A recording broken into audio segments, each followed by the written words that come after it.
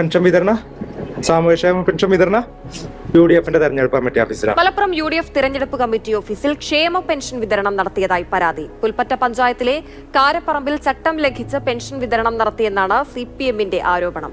സാമൂഹ്യക്ഷേമ പെൻഷൻ വിതരണ UDFന്റെ തെരഞ്ഞെടുപ്പ് കമ്മിറ്റി ഓഫീസിലാണ്. പബ്ലിക് സ്പേസാ മഞ്ചേരി പുൽപ്പറ്റ പഞ്ചായത്തിലെ കാരപ്പറമ്പിലാണ് പെൻഷൻ വിതരണം നടത്തിയെന്നുള്ള ആരോപണം.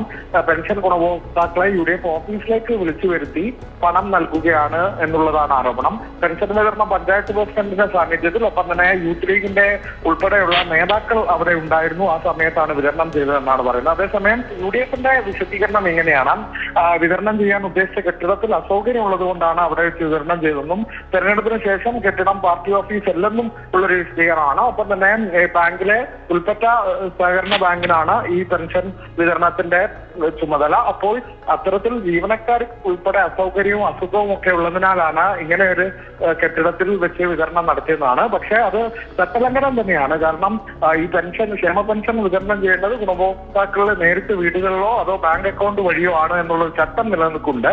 നടന്നിട്ടുണ്ടെങ്കിൽ അത് ചട്ടലംഘനം കൂടിയാണ് എന്നുള്ളതാണ്. അവിടെയാണ് ഈ പരാതിയും ദൃശ്യങ്ങളും ഉൾപ്പെടെ പുറത്തു വരുന്നത്.